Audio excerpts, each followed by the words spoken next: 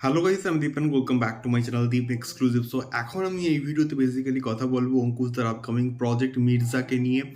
So মির্জার official teaser কিন্তু আসছে এবং তোমরা কারা কারা এক্সাইটেড এই পার্টিকুলার প্রজেক্টটার জন্য আমাকে এই ভিডিওর কমেন্ট বক্সে কিন্তু কমেন্ট করে শেয়ার করতে পারো।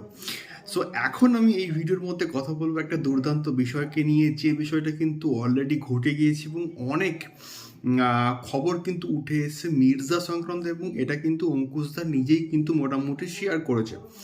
সো সেই আপডেটগুলো কি?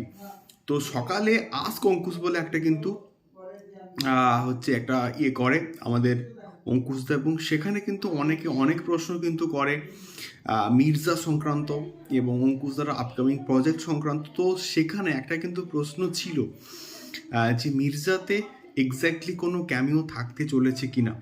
তো সেখানে কিন্তু অঙ্কুশদা পুরো শিওর শট একটা ক্লিয়ারলি কিন্তু অ্যান্সার দেন যে হ্যাঁ, মির্জাতে কিন্তু একটা ক্যামিও থাকতে চলেছে, বাট সেটা এক্স্যাক্টলি কার ক্যামিও এখনো অবধি কিন্তু আমরা কেউই জানি না। বাট অঙ্কুশদা কিন্তু এটা রিভিল করতে চাইছে না। এটা স্বাভাবিক একটা মানে বিষয়পত্র, যে সিনেমা হলের জন্য তো অ্যাটলিস্ট কিছু হচ্ছে মানে বাঁচিয়ে রাখতেই হবে, যেটা সিনেমা হলে মানুষ দেখবে জাস্ট চমকে যাবে, ছিটকে যাবে। যেমনটা কিন্তু হয়েছিল পাঠানের ক্ষেত্রে, যেমনটা হয়েছিল আমাদের টাইগার 3-এর ক্ষেত্রে। যখন ছড়িয়ে যাবে তখন প্রচুর মানুষ কিন্তু আসবে, এবং সেটা হতে পারে দেবের কোনো ক্যামিও থাকলো। এবং রিসেন্টলি কি হচ্ছে, আমাদের দেবদার সঙ্গে কিন্তু হচ্ছে অঙ্কুশদাকে আমরা দেখতে পেয়েছি তার হচ্ছে আমাদের মির্জার সেটে, এবং জিদ্দাও থাকতে পারে, সোহমও কিন্তু থাকতে পারে।